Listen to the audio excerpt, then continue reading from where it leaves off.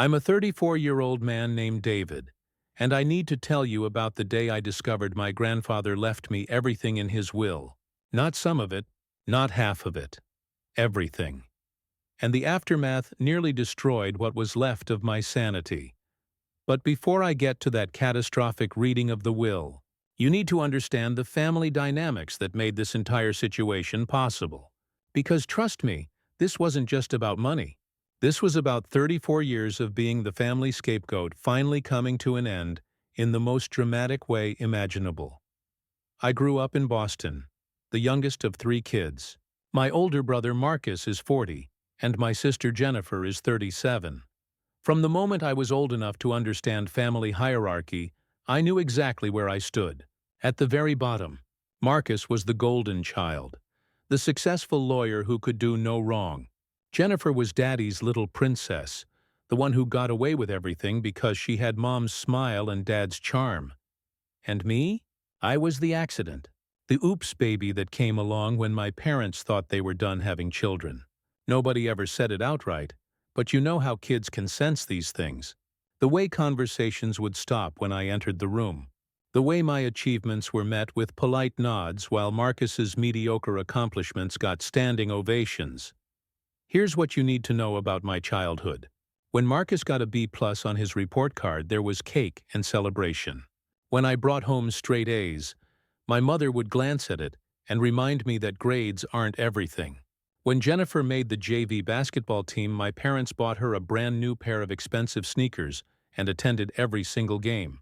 When I made varsity as a sophomore, they forgot to show up to the championship game because they were at Marcus's law school orientation. You're probably thinking I'm exaggerating or being dramatic. I wish I was. The pattern continued through everything. Birthday parties where my siblings got elaborate celebrations, and I got a cake from the grocery store. Christmas mornings where their gifts filled half the living room and mine were a modest pile in the corner. Family photos where I was always positioned at the edge, easy to crop out if needed. But here's where the story gets interesting, and trust me, you're not going to believe what happens next.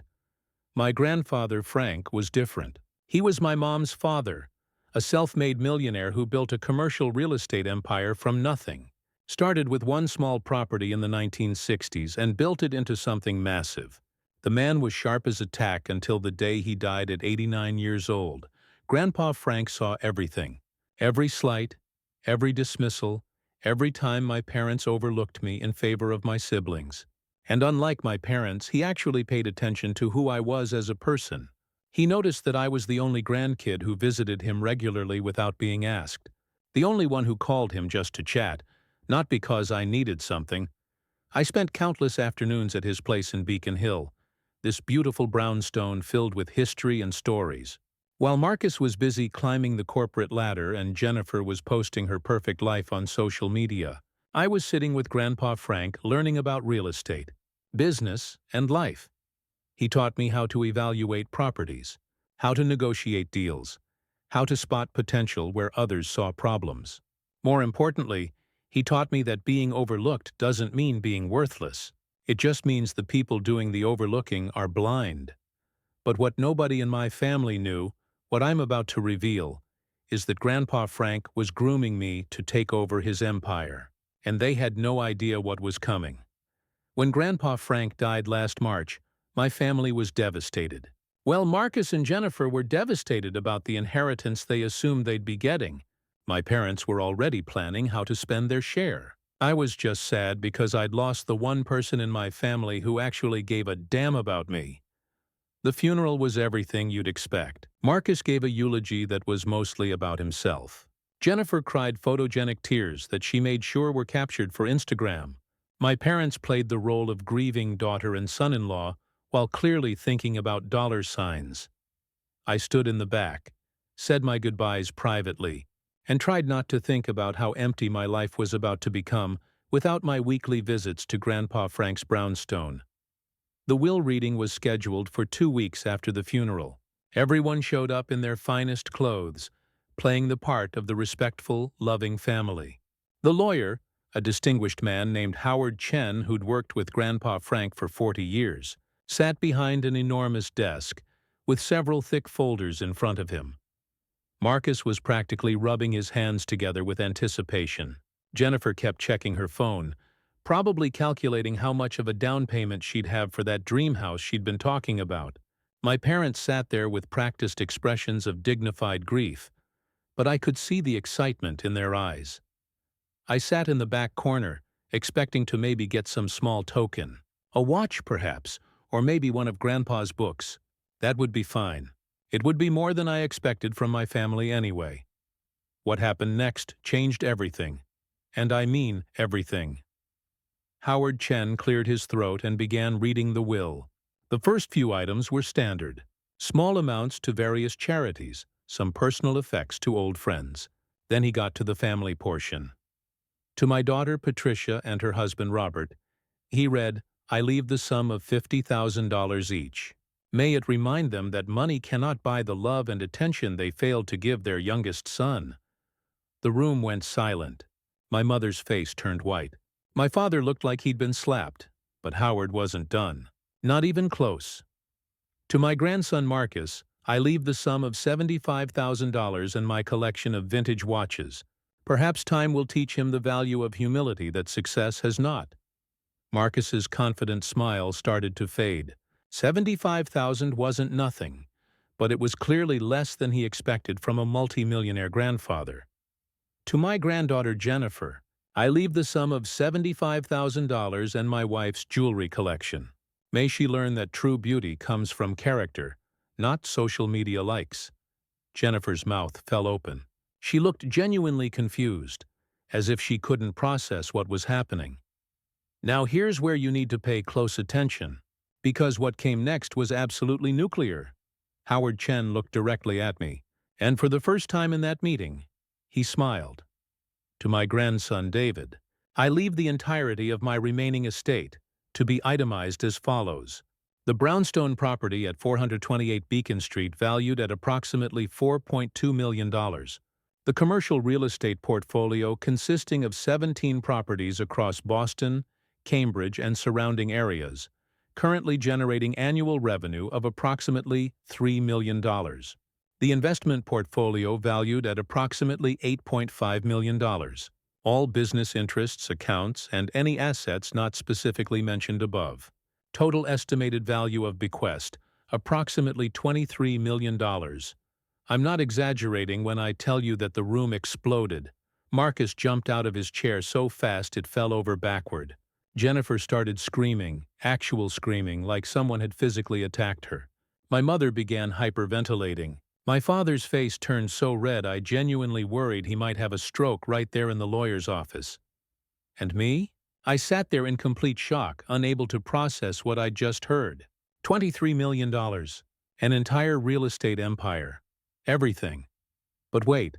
Because the will wasn't finished, and what came next made everything even more complicated. Howard Chen held up his hand for silence, which took a solid 5 minutes to achieve.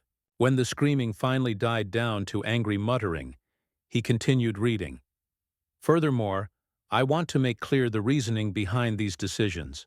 I have spent the last 30 years watching my family treat David as an afterthought, a burden, someone unworthy of their time and love. I have watched him achieve great things and receive no recognition. I have watched him show up, care, and be present while others only appeared when they wanted something. David is the only member of this family who visited me regularly without expecting anything in return. The only one who called to check on me, who listened to my stories, who valued my time and wisdom. While Marcus was too busy with his important cases, and Jennifer was too absorbed in her social media presence, David was there. This is not a punishment to the others, though they may see it that way. This is a reward for character, loyalty, and genuine love. David, I trust you will use these resources wisely. You already have the knowledge and skills to manage the business. You have the heart to do it with integrity. Make me proud, son. The silence that followed was deafening. Then all hell broke loose. And I'm talking about a level of family chaos you cannot possibly imagine. Marcus lunged at me, actually physically lunged, like he was going to tackle me right there in the lawyer's office. Howard's assistant had to step between us. My brother was screaming about how this was illegal, how I must have manipulated Grandpa Frank, how there was no way this will was legitimate. Jennifer was sobbing and screaming simultaneously, a skill I didn't know was possible. She kept saying it wasn't fair, that she deserved more, that Grandpa Frank loved her, that I must have poisoned him against the family. My mother, in true maternal fashion, looked at me with more hatred than I'd ever seen in my life and said I should be ashamed of myself, that I'd stolen from my own family, that I was selfish and cruel and everything. Wrong with the younger generation, my father just kept shaking his head and muttering about lawyers and legal challenges and how this wasn't over. Through all of this, Howard Chen sat calmly behind his desk. When the screaming reached a fever pitch, he pulled out another document and dropped the biggest bomb of all. "I should mention," he said quietly, "that Frank anticipated this reaction. He left me with recorded video testimony explaining his decisions, taken just 2 months before his death when he was of completely sound mind. He also had 3 separate psychological evaluations done to prove his mental competency, specifically because he knew this would be contested. Any legal challenge will fail and will only result in expensive legal fees for whoever attempts it. That shut them up. Temporarily. What happened over the next few weeks was like watching a family implode in slow motion, and I had a front row seat to the destruction. Marcus hired 3 different lawyers to contest the will. All 3 told him the same thing. It was airtight. Grandpa Frank had prepared for every possible challenge. The video testimony alone was damning. In it, Grandpa Frank laid out years of specific incidents where my family had mistreated me.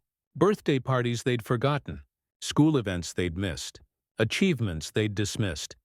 He'd been documenting everything, keeping notes, because he knew exactly what would happen when he left me everything. Jennifer started a social media campaign about elder abuse and manipulation. She posted long, tearful videos about how I'd stolen her inheritance, how I'd isolated Grandpa Frank from his family, how I was a monster who'd taken advantage of a lonely old man. The problem with her strategy was that multiple people came forward with their own stories about how often they'd seen me visiting Grandpa Frank, the staff at his favorite restaurant where we had lunch every Tuesday, the nurse who came to check on him who said I was there more than the rest of the family combined, his neighbors who knew me by name because I was there so often. Jennifer's narrative fell apart fast, but that didn't stop her from trying. My parents stopped speaking to me entirely. They started telling everyone who would listen that they'd raised a snake, a thief who'd stolen from his own family. They conveniently forgot all those years of neglect, all those missed opportunities to show they cared. The extended family took sides. Most sided with Marcus and Jennifer because that's what people do. They believed the loud, charismatic ones, not the quiet one who'd been overlooked his entire life. Cousins I'd grown up with blocked me on social media. Aunts and uncles I'd known my whole life refused to take my calls. But here's what they didn't know. Grandpa Frank had prepared me for this too. In those afternoons at his brownstone, he told me stories about his own family, about how money changes people, reveals their true nature. He'd warned me that when he died and left me his estate, I'd see who my family really was. He'd been right about everything. The real chaos started when I took over the business. One of Grandpa Frank's properties was a commercial building that Marcus's law firm rented space in. The lease was up for renewal 3 months after Grandpa died. Marcus assumed incorrectly that family loyalty would mean a favorable rate. He came to my new office in the Beacon Street brownstone wearing his most expensive suit, that fake smile plastered on his face. He acted like nothing had happened, like he hadn't tried to contest the will, like he hadn't been spreading lies about me for months. He asked about the lease renewal with this presumptuous confidence that made my skin crawl, said something about family taking care of family, about how we should put the past behind us. I looked at him sitting there in my grandfather's favorite chair, the chair I'd sat in for hundreds of conversations, and something inside me just snapped. I told him the new lease rate would be market value plus 20%. When he sputtered about highway robbery, I reminded him that this was business, not family. After all, according to him and the rest of the family, I wasn't really part of the family anymore anyway. He threatened to move his firm. I told him that was his choice, but he'd signed a clause agreeing to 60 days' notice and would need to pay for those 60 days regardless. Marcus left my office looking like he wanted to murder me. The next day, I received a nasty email from my mother about how I was tearing the family apart.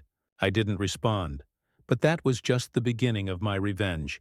And trust me, what comes next is so much sweeter.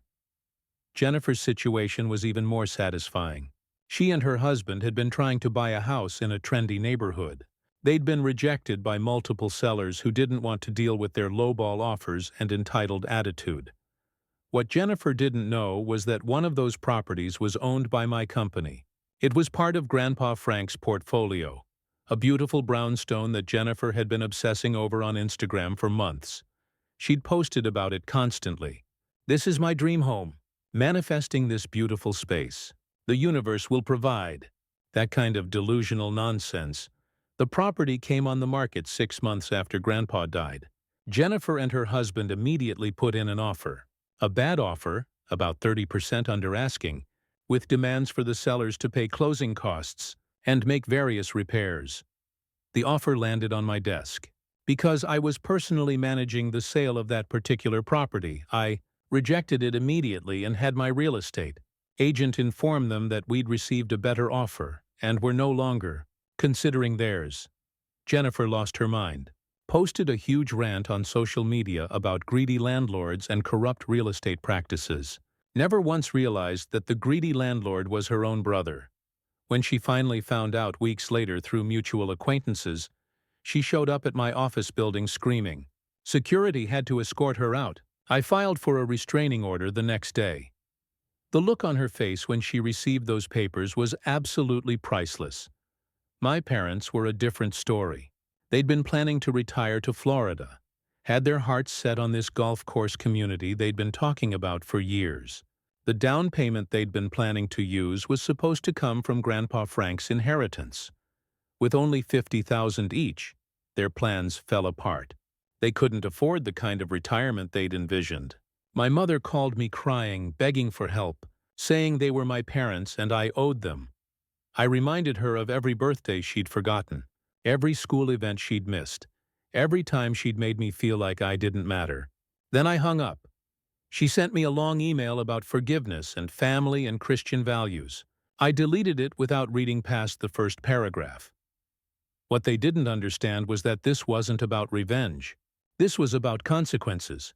About finally, after 34 years, seeing who these people really were when they couldn't get what they wanted from me. But the story gets even more complicated, and what happened next tested everything I thought I knew about family and justice. About 8 months after Grandpa Frank died, my cousin Rachel reached out. She'd always been neutral in the family drama, hadn't taken sides, hadn't spread lies about me.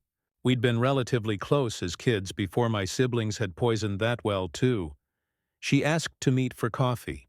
I was suspicious, figured she wanted money or was operating as a spy for my parents. But something in her message seemed genuine, so I agreed to meet in a public place. Rachel showed up looking tired and stressed.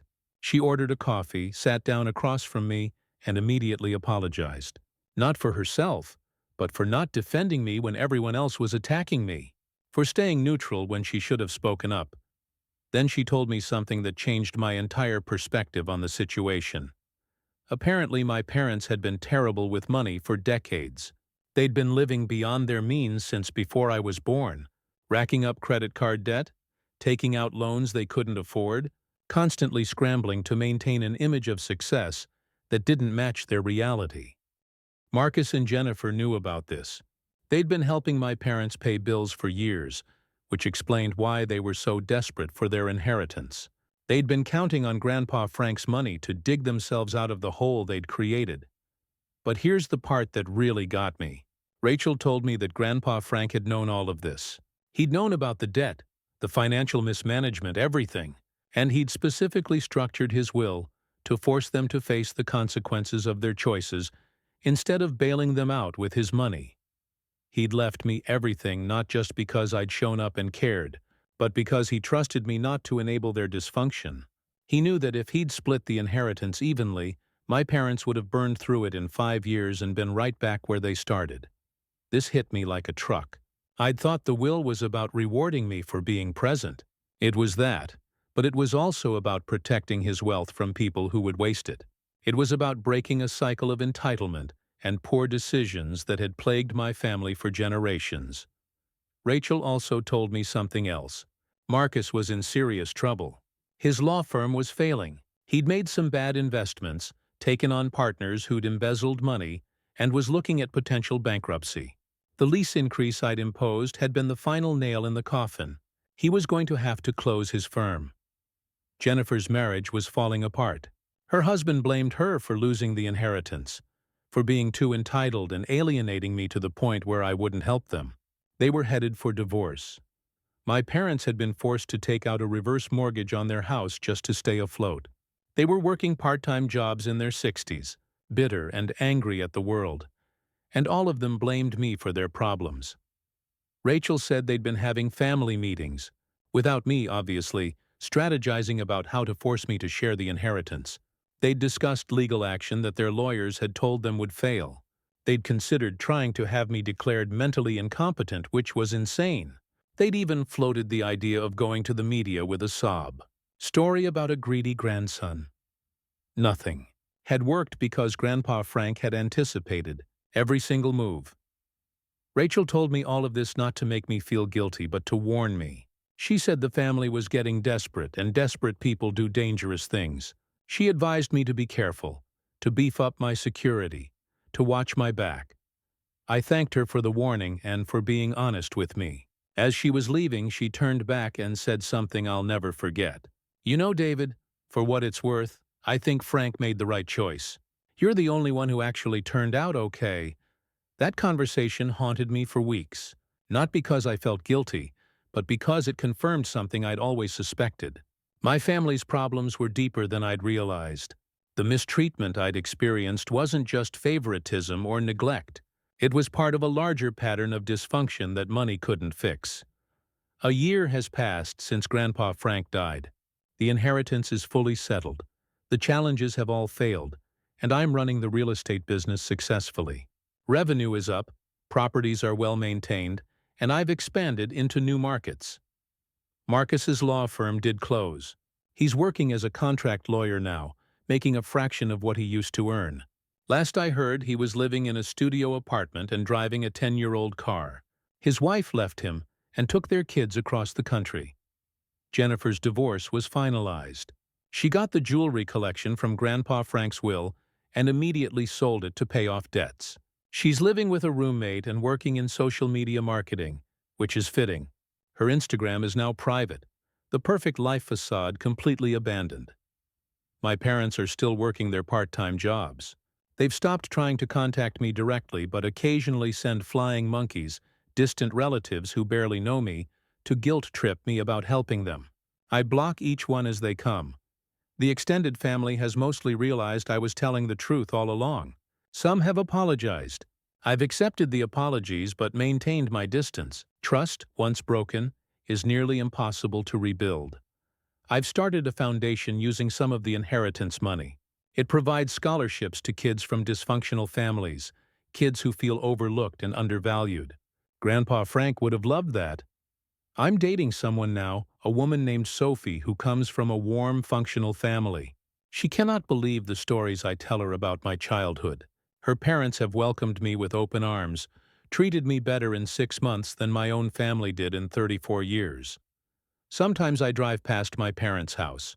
It's smaller now, in a less nice neighborhood. The lawn isn't as well maintained. The paint is peeling. Part of me feels sad about it, but mostly I feel relief. Relief that their problems aren't my problems anymore. Relief that I don't have to set myself on fire to keep them warm. I visit Grandpa Frank's grave every Tuesday, the day we used to have lunch together. I tell him about the business, about the foundation, about Sophie and her wonderful family. I thank him for seeing me when nobody else did, for believing in me when nobody else would, and I thank him for teaching me that sometimes the most loving thing you can do is let people face the consequences of their choices. People ask me if I regret how everything turned out. If I wish I'd shared the inheritance, kept the peace, maintained family relationships. The answer is no, because sharing the money would have changed nothing. They'd have burned through it and been back demanding more within 5 years. What Grandpa Frank gave me wasn't just money. It was validation, proof that I wasn't crazy, that the mistreatment I'd experienced was real and recognized. He gave me the tools to build a life where I don't need their approval or acceptance. He gave me freedom. My family destroyed themselves. I didn't do it to them. I just stopped preventing it. And you know what? I sleep better than I have in my entire life.